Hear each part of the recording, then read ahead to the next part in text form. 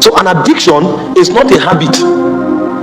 An addiction is a seductive commodity that a power uses to enslave you. And so when you get somebody who is addicted and you want to counsel him, you will have a great job to do if you don't know what to do with the power. Because what is happening to that person is beyond the habit. The spirit is using that thing to access his soul. So long as he continues to fornicate, his soul is open for the spirits to use anytime they want. So long as he continues to lie, his soul is open. But the only thing that they will do to keep the door of the soul open is that a power will have to be there.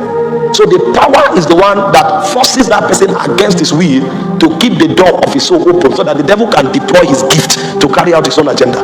The devil is not the one who gave the gift, but he knows how to harness the gift. So he knows you are a prophet. And if you are connected to God, those giftings can become the basis by which God will traffic through you to affect the city. So what he will do is that he will turn you against God through fornication. And so long as you are addicted to fornication, your heart and your soul is open. That's why Paul, speaking in Ephesians 4:27, he said, give no place to the devil. Because if you give a place to a principality, a power will bind you. And when you are bound, then the third person comes. It's called rulers of darkness. The word rulers is the word cosmos kratos. It means the lords of the realm. Because even among spirits, they are lords. And what these lords do is that they write laws. And so when a man has been successfully bound by a power, the lords will now come and write a law. That law now will become his destiny. Now, before you came, there was a Lord of heaven that wrote your destiny. He said, before you were formed in your mother's womb, I knew you. I ordained you to be a prophet, to pull, to uproot, and to establish. Now, that was what the Lord wrote concerning him. But now he came into an ecosystem that is ruled by a spirit. And that spirit is able to access his soul, so that spirit will write another destiny for him. That new destiny is what you call the law that the rulers of darkness write. So a prophet can become a skillful deceiver. Instead of pulling people into the kingdom and delivering them from the pit of hell, the prophet now begin to pull people into darkness, because now he swindles them of money. If he looks at you, he knows what to tell you to be able to deceive you, because he has the ability to discern your heart posture. And so he's now a Yahoo boy. It's online and he says something. The moment you respond, he suspects what you will say. He thinks he's being smart. He's actually not being smart. He's using the gift of discerning of spirits. He can weigh your spirit and know the next thing you will say. And we use that ability to guide you into a place where he will successfully deceive you. And he will make $2,000 and say life is good. What is happening now is that a new law has been written to him, so he's fulfilling another destiny. A man who should be a warrior suddenly commits himself to anger. And the ruler comes and writes a law and adds pride to that anger. Subject matter of the rise of kingdom legislators. Like I began with us sharing, I told us there are realms in God. Christianity is an invitation to participate in realms, in places, and in life. And so as you begin to interact with the Spirit of God, you realize that He's inexhaustible. You just keep experiencing and experiencing, and it continues forever and ever. As we speak, even the 24 elders, they are still experiencing God. His ways, the Bible says, are past finding out. And so the true blessing a Christian has are not the things he comes to pick from God. They are actually the depths he's invited to in God. In Psalm 65 verse 4, the Bible said, blessed is the man that the Lord causes to approach him. Can we project that scripture? The true blessings are not the things we get from God. They're actually the places we are permitted to go in God. He said, blessed is the man whom thou choosest and causest to approach unto thee, that he may dwell in thy courts. He said, we shall be satisfied with the goodness of thy house, even of thy holy temples. So as we begin to press into God, he opens up layers and allows us to experience multifaceted dimensions. And so in this conference, one of the burdens we sustained was to know what it means to stand and to represent God as legislators. And I began by telling us that priesthood is the reason we were created. He said, I've made you a kingdom of priests and of kings. So the kingdom God is raising or creating is one that should be populated only by priests and by kings. And I said, as you are dealing with priesthood, you will discover that priesthood is a world, is a realm of realities. And in order for us to have accurate understanding, before we begin to look deeply into the dimension that we are considering and will be considering even in much details this morning, I showed us 5 major dimensions of priesthood. And I said the first dimension of priesthood is to minister to the Lord. And I said ministering to the Lord entails you interacting with the dimension of God and honoring that dimension. He said, separate unto me Aaron and his son, Exodus 28 verse 1 and 2, that they may minister unto me in the priest office. He said in Acts 13 from verse 1 and 2, how that the teachers and prophets that were in Antioch, they fasted and they ministered unto the Lord. And I gave us a graphic illustration of ministering to the Lord in the life of Hannah. He said, there's none holy as the Lord. She was just contemplating God and eulogizing him, honoring him, praising him, and exalting him for the dimension she had comprehended. I said the second dimension of priesthood is to behold him, because you appreciate his essence, and so you are never tired of looking upon his countenance. And I said it's in beholding that we are changed. He said we all with open faces. When you see people pray and they are not transformed, it's because their prayer is not priesthood. Because cardinal in priesthood is the act of beholding, and if you behold him, you'll be changed. And then I went further. I said third in the dimension of priesthood is the act of waiting. If a man cannot wait on God, then he has not discerned his majesty. If he assumes God is a friend that he can book an appointment with and is timing him, God is a king. When you come to him, you wait. Moses used 40 days to climb Sinai, and he waited for another 8 days for God to show up. Because the goal is not that you have prayed. The goal is that the presence of God descended and God spoke to you. Because the power of prayer is not what you say, it's what God says to you. What you say is an attempt to hear him say something to you. You are not powerful in prayer because you can say a lot. You are powerful in prayer because you can hear a lot and you can obey a lot. And so it will take perfecting the act of waiting to be able to journey in the corridor of priesthood. And then number 4, I said priesthood has to do with participation. Because when you come to a realm long enough, that realm will lend itself to you. And so you begin to touch things that are in that realm. Those things you touch is what gives you the right to address your generation. Because your generation is in need. They are not looking for talkers. They are looking for witnesses. And it is what you have seen and handled that you can deliver to a generation. And so what priesthood we do and insist on is that you must touch something so you become a representative and an embodiment of that dimension. If you have not touched anything, you can't address your generation. He said that which was from the beginning. 1 John chapter 1 from verse 1, which we have heard, which we have looked upon, and our hands have handled of the word of life. He said that is what we have come to commit to you. And I said when you attain these 4 levels, then you come to the final realm of priesthood that entails more of prayer. And that realm of priesthood is what we call legislation and litigation. And I said legislation is the act of enacting spiritual laws and ordinances, while litigation is the act of enforcing spiritual laws and ordinances. So in priesthood, cardinal in your prayer is the ability to create change, because you have the power through God to establish his dominion and to establish his mandate. Now, it's possible for you to think these things are casual things because you probably have not understood that everywhere humankind find expression, spirits are interested in those realms. Because currently, the earth is the spectacle of all of God's creation. If you have studied the Bible and understanding has been granted you, one thing you will realize is that the Bible says God sits in the cycles of eternity. God is on a project of creation, and creation did not begin with us, neither will it end with us. That's why when you go to heaven, you have elders, you have thrones, you have dominions, you have principalities, you have powers, you have archangels. All kinds of spirits are there because they represent different dispensations of the creations of God. And when God was done, he decided to invade and create a visible realm, and then he created man. In Ephesians chapter 1 verse 10, when this creation is over, God will wrap it away and start another project. But for now, earth and man is God's youngest creation, and so every spirit is interested in earth and man. So anywhere you find men, spirits are interested. And one thing God did was to give man the authority to superintend over his realm. And so if man must live to serve the will of God, then he must learn spiritual intelligence to be able to defend his borders. For example, the responsibility of defending Kenya is not for the United States. The responsibility of defending Kenya is for Kenyans.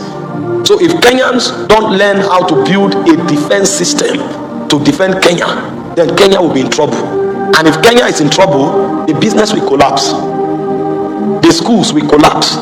For example, because Ukraine, now with so much compassion I'm saying this, because Ukraine could not defend their borders from Russia, activities are on a halt. So defenses in the spirit are the most cardinal responsibilities of believers, because if a territory is not defended, nothing else can work. If your body is attacked with sickness now, you won't be here praising God. Even the food that you think you love, you won't eat.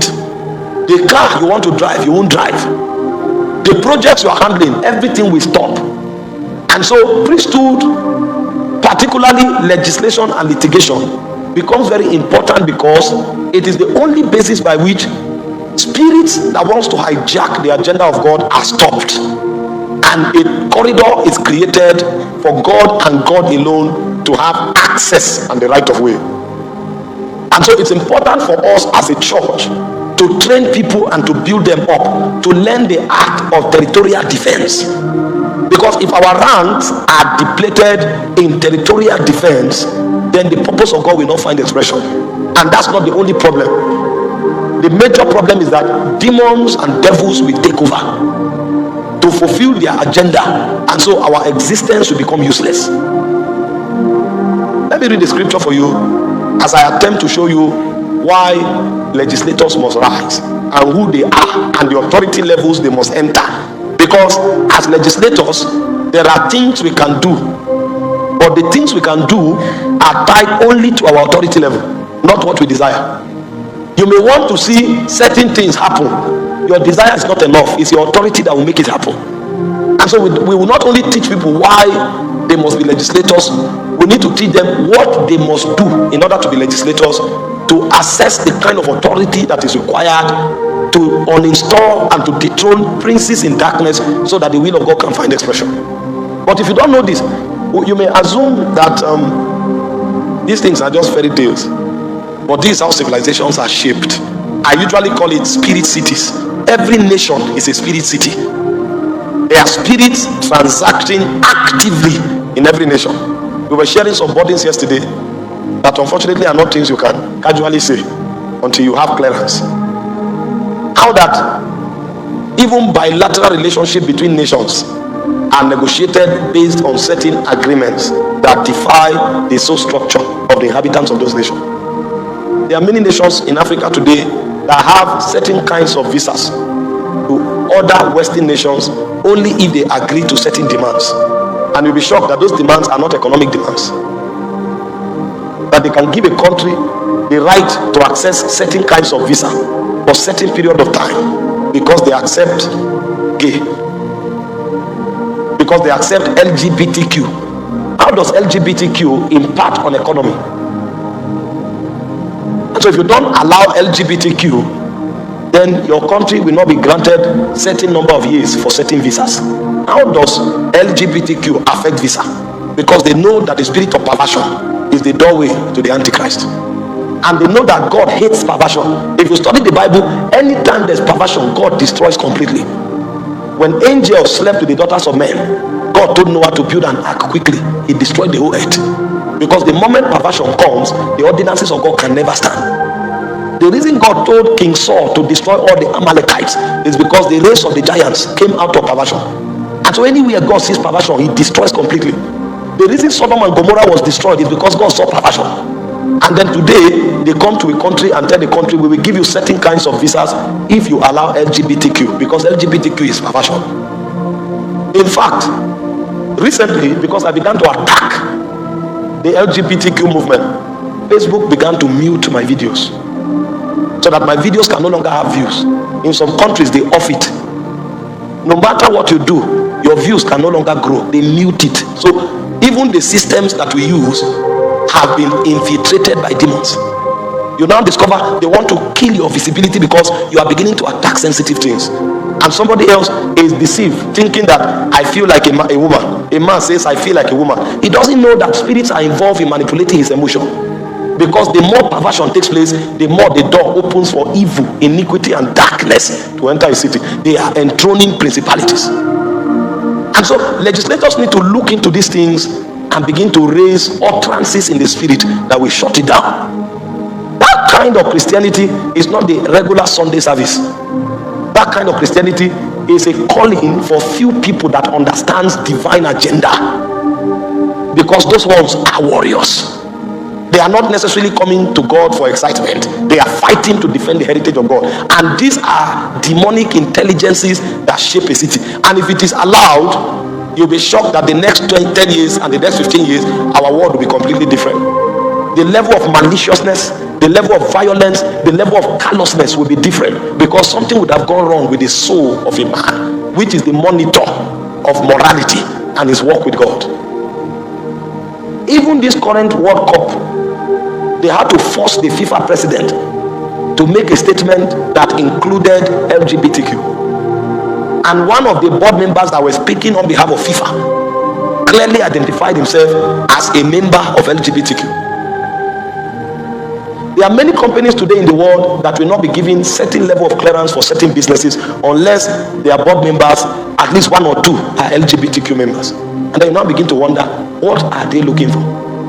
Most of the Western countries today, if you enter there, they give the LGBTQ all the right to speak their mind and to propagate their vision. But you, who is a Christian, if you propagate your own vision, you are prosecuted. So what kind of justice is this that allows certain people to air their own opinion, whereas you cannot air yours? You now know that princes are at work over time. And believers are not aware that iniquity is coming that can uproot the dimensions of God that the generation should host in the next 10 years. And so we come to church, we are looking for his prophecy. Now that there's a new job, there's a breakthrough, you know that we are not growing. Because what the devil is doing now, in the next 10 years, it may become difficult to pray. Because when evil sanitizes the environment, darkness chokes the atmosphere. You will need to be strong in the Lord to be able to pierce through the cloud. And if they choke the atmosphere with darkness, they now have authority to shape the city according to their own nature. Because every city reflects the nature of the dominating spirit. And it's a definite technology. So when Paul was teaching the church in Ephesus, and if you study the writings of Paul, some of the deepest mysteries that Paul shared, he shared with the church in Ephesus and the church in Colossus. And it was in the church in Ephesus that Paul began to tell them in Ephesians chapter 6 from verse 10. I wanted to enter yesterday, but I didn't have sufficient utterance. You know, this thing, sometimes you will come, you want to talk, God will shut it. Either because the people can't receive it, or because the angels that should defend you when you talk, they were not released. If you talk, you'll be at risk. You can, okay, I will affect somebody's theology. Let me leave. You know, when we are teaching in public, there are some things we say that is consistent with doctrine. You know, doctrine is a belief system, and doctrine is designed so that even babes can be included. But when you start traveling with God, you will know that some things are organic. They are deeper than doctrine. You can't explain them, because there's no doctrine now that can explain how the witch of Endor was able to summon the spirit of Samuel to come and tell Saul that he will die the next day, and he died. There's no doctrine. I can show you many things in scripture that are not trapped in doctrine. Many things. But those ones, they are for those who participate in the game of thrones. So when you come up hither, they will show you those ones, because those are the secrets. You know, there are many things that they write in your constitution. Everybody is carrying the constitution and arguing. But the reason Kenya is safe are some things that we never highlight in the constitution, but you do. If you go to Western countries today, you know what they do? Some of the programmers that are thieves, criminals, hackers, when they see that you are able to hack into some database, they know that intelligence, they can't waste it. So they don't lock those kind of people. They get them, they recruit them, and turn them to secret service agents. If If you are able to sit with one computer and hack into a database, it means you are a gift to that nation. You are not a thief. They will carry you and reprogram your mind.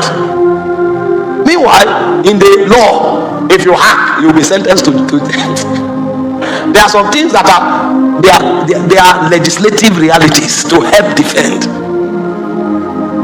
There are some kind of actions they take behind the scene to deal with terrorists that is not in the book. But if you don't take that action, terrorism will take over the world.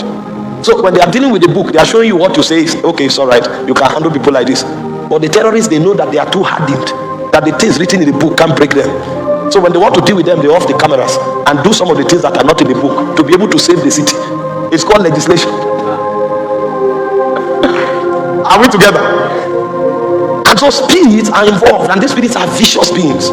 Because they are vicious, there is a training syllabus that God makes available for those who he raises to fight them. In some of those syllables I want to read to you tonight and teach you, so that you will know how to war where princes fight. Because not every believer stands there. And this is why we are not the same. There are those who are fighting. That's why the church can still have Sunday service. If they stop fighting, Sunday service will stop. In Colossians 4:12, he said, Epaphras is one of you. But see, the problem is, the difference is that he is a bond servant. You are the child of God, but there are some who are servants. And they are not just servants, they are bond servants. That means they don't have their will anymore. Because what God traded with them in order for them to do this work is that they submitted their will. Meanwhile, you need your will to serve God because you are a child. But a bond servant will have to transact with God with his will and say, take my will. From now till I die, I don't have a will anymore. Now, it is because of those kinds of people that they are churches, not because of your pastor's rema. He said he labors fervently for you in prayers that you may stand perfect and complete. You came to church, they preached a message, you were weeping. You say this pastor is a good teacher.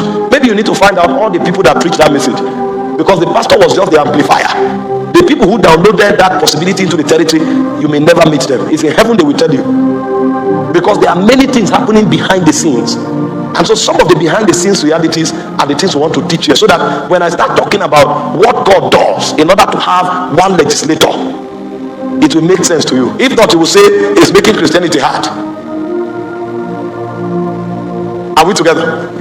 So in Ephesians chapter 6, Paul began to enter the deep matters, and he said we wrestle not against flesh and blood. In verse 12, he now told us 4 entities that we are fighting with. You think when you quarrel with somebody is because you misunderstood yourself.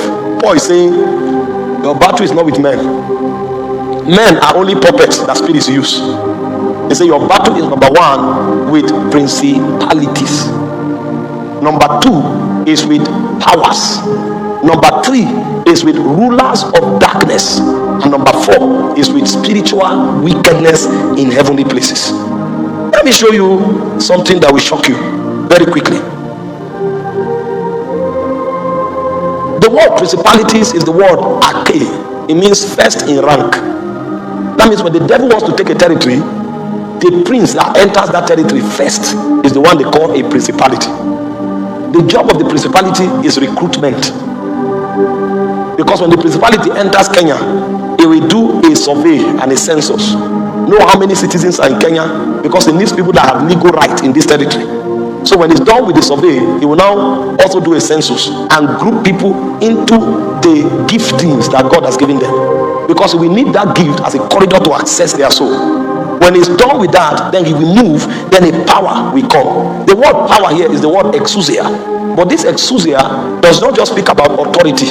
This exousia speaks about the liberty of choice.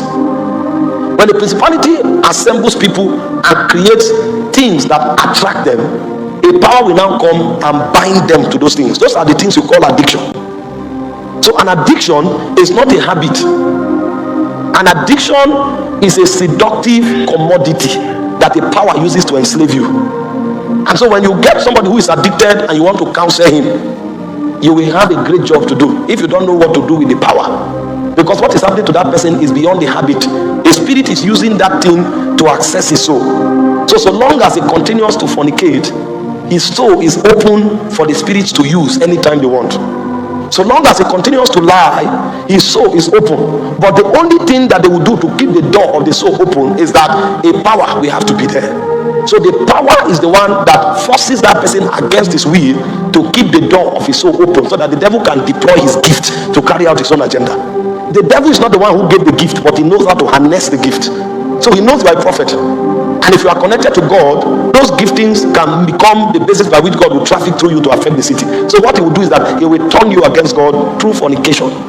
And so long as you are addicted to fornication, your heart and your soul is open. That's why Paul, speaking in Ephesians 4:27, he said, give no place to the devil. Because if you give a place to a principality, a power will bind you. And when you are bound, then the third person comes. It's called rulers of darkness. The word rulers is the word cosmos kratos. It means the lords of the realm. Because even among spirits, they are lords. And what these lords do is that they write laws. And so when a man has been successfully bound by a power, the lords will now come and write a law. That law now will become his destiny. Now, before you came, there was a Lord of heaven that wrote your destiny. He said, before you were formed in your mother's womb, I knew you. I ordained you to be a prophet, to pull, to uproot, and to establish. Now, that was what the Lord wrote concerning him. But now he came into an ecosystem that is ruled by a spirit. And that spirit is able to access his soul, so that spirit will write another destiny for him. That new destiny is what you call the law that the rulers of darkness write. So a prophet can become a skillful deceiver. Instead of pulling people into the kingdom and delivering them from the pit of hell, the prophet now will begin to pull people into darkness, because now he swindles them of money. If he looks at you, he knows what to tell you to be able to deceive you, because he has the ability to discern your heart posture. And so he's now a Yahoo boy. It's online and he says something. The moment you respond, he suspects what you will say. He thinks he's being smart. He's actually not being smart. He's using the gift of discerning of spirits. He can weigh your spirit and know the next thing you will say. And he will use that ability to guide you into a place where he will successfully deceive you. And he will make $2,000 and say life is good. What is happening now is that a new law has been written to him, so he's fulfilling another destiny. A man who should be a warrior suddenly commits himself to anger, and the ruler comes and writes a law and adds pride to that anger. And so he will use that anger and that pride, and in the fit of rage kill somebody. They will now lock him behind bars for a lifetime. The destiny was to become a deliverer, but a new law was written. And what the devils did was that they penetrated his soul, and they used the power to addict him until a program was written. That program now makes him to fulfill a destiny that God did not write. And then when you continue with the program for a long time, then spiritual wickedness now shows up. The spiritual wickedness is the word poneria. It means the power for depravity. That's why when you begin, it looks as if he's sweet until he ends up in disgrace and shame. They wrote a law through your lust. You are cheating on your wife. You say you are smart. You are having fun. Until when you cannot stop anymore, you are now caught. You are now disgraced. You no longer have face in society. Or you continue, you now go and contact HIV. And then you die. And because you die, your children also becomes wayward. Meanwhile, that was a program that was written. The moment the program was activated, the god of depravity now shows up. You are younger, you are supposed to be a voice in your nation. But the moment God began to give you small visibility, you now have 7 boyfriends. One gives you money, one satisfies your appetite, another one has a car that drives you around. You say life is good, until you now end up with abortions and they cut your womb. Now that your womb is cut off, you no longer have the confidence of womanhood. You fall into depression, and then you enter into drugs, and then that destiny is plundered because depravity has entered. Now when they do this thing at a corporate level, they now take over that atmosphere. That territory now becomes their kingdom. So when we say the kingdom of darkness, it's not necessarily in the water. When we say the kingdom of darkness, is actually what the spirits in the waters come to achieve among men. So the kingdom of darkness is actually with men, because there are princes that come from the waters and they plant their reality in men. So the men begin to mirror on earth what is supposed to be in the waters. Are we together? Now sometimes, in order for these spirits to be able to do this, they will need human agency to help them. And if you think this is a joke, let me show you 2 cities in the Bible that these guys successfully built. The first is called Egypt. If you study Isaiah, which I will not enter this morning, the Bible calls it the spirit of Egypt. That spirit is a spirit that stops you from fulfilling destiny. So when you find people who are suffering from limitations, oppressions, who cannot rise into their destiny, they are under the oppression of the spirit of Egypt.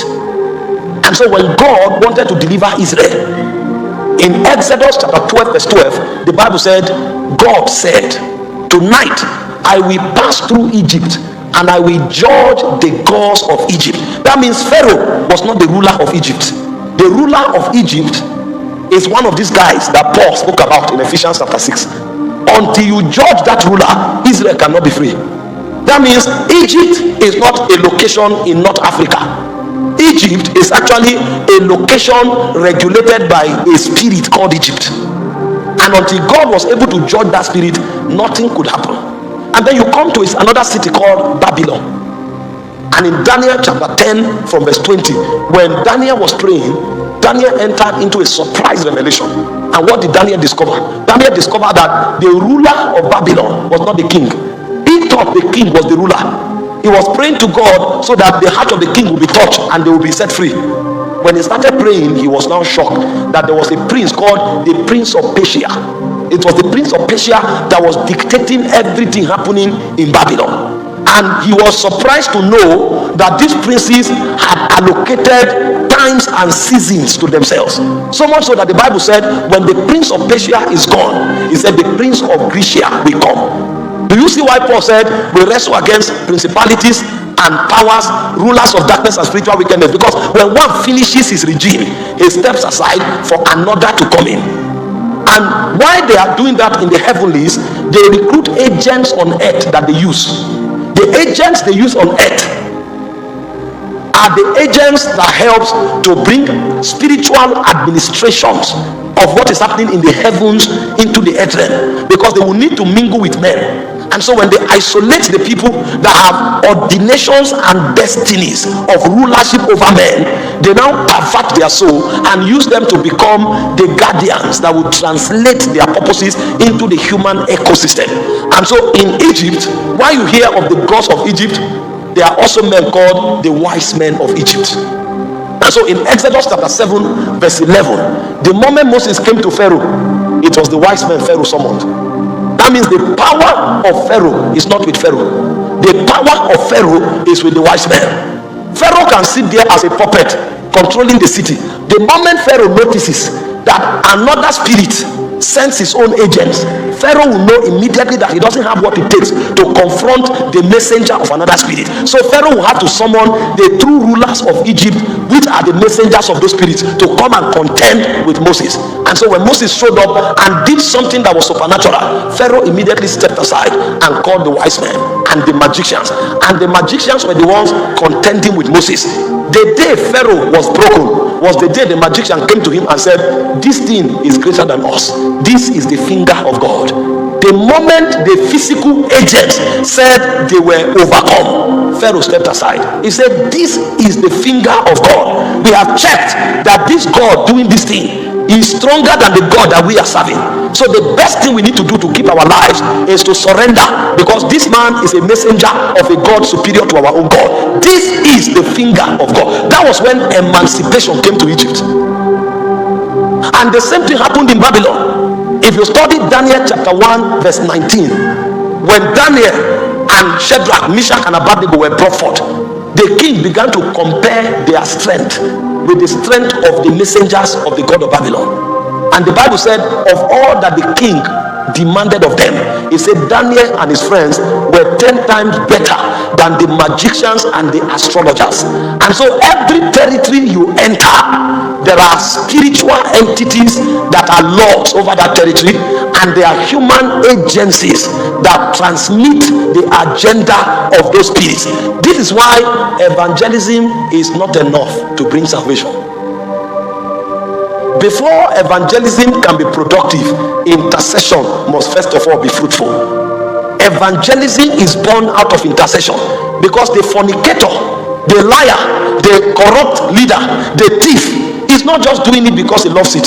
that lust was in him, but the prince, in collaboration with the messengers, were the ones that made that thing become his lifestyle. And so before you deal with that person, you must first of all interact with the forces in the spirit.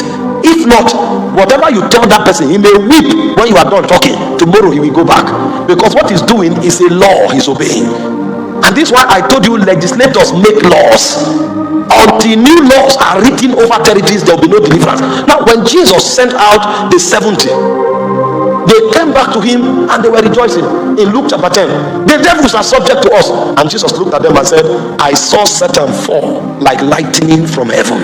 I did the battle in the heavenlies before I sent you as messengers on the earth.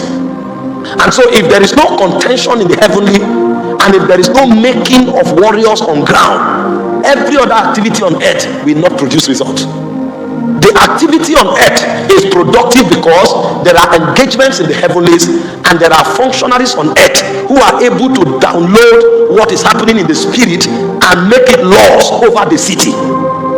When those laws are written, even a baby can begin to cast out devils. Even a young prophet can suddenly begin to talk to 10,000 people. That's what you call revival. But what you call revival is actually a product of spiritual litigation in the spirit that opened the atmosphere and unseated the wicked spirits that were lords over those lands. And so tonight, what God wants to teach us is how to make the functionaries that know how to cooperate with him in order to bring his corporate agenda over a territory. If God is able to raise 12 of such people from this meeting, in 1 year something will happen in Kenya. Such people are not many, but they are the ones that bring deliverance to territories. For Egypt, there was only Moses. For Babylon, there was Daniel, Shadrach, Meshach, and Abednego. And so sometimes you can come to a whole territory, there are 3. What I'm about to teach you this morning, some of you, it may come to you as a body. Some of you may be wowed by the intelligence. Some of you may enjoy it. But many times, those who become it are not up to a handful. And it takes a lot to become it. It takes a lot. That's why many never become it. 99.something% Christians only enjoy the benevolence of God. It's only few that stand with God to fight. And this kind of people I'm talking about, when Jesus returns for the battle of Armageddon, they are the ones who will fight with him on the last day. Because when Jesus returns, some of the saints who are still alive, the Bible said they will join him in heaven. And those who have gone to participate in the feast of the Lamb, he said they will descend with him. Those are the 10,000 saints that Moses was talking about. He said, I saw the Holy One descending from the mountain of Paran with 10,000 saints. That means of the whole human race, it's only 10,000 that came out of it. Our own generation alone, our world is over 7.79 billion people. Imagine all the generations that have existed. You collate all of them together, all God found was 10,000. That means in this generation, those who can become this may not be up to 10. Because if every generation produced 10, it will be more than 10,000. Are we together? And so when you come into a city, the quality of Christianity you see there and the atmosphere you can touch there is a product of the operations of the legislators. Because in darkness, the way you saw the wise men of Egypt who controlled the spiritual atmosphere of Egypt, that's how you will find legislators also in any city where God is Lord, controlling the spiritual atmosphere. Every spiritual atmosphere is doctored. In the negative supernatural, like I told you yesterday, you have messengers who are the ones they send, who are slaves of their appetites. So they use their appetites to enslave them. If the young lady needs to change her hair, she will need to go and stand on the street. So because of hair, she is willing to fornicate. And then the other young man is tired from work, and then he needs to satisfy his appetite, and then he goes to pick the young lady. So they are messengers living for appetites. So these ones are like animals in the spirit realm. They are the ones spirits ride like donkeys, because they are slaves of their appetite. But there are other important functionaries. As you begin to grow, you now find those they call witches and wizards. A witch and a wizard is not a slave of his appetite. a witch and a wizard has mastered appetite, so the spirit send them with different messages. What a witch does is to cast spells and to chant incantations. And so the reason you find harlots is because there was somebody in that city who went about and chanted spells over that city.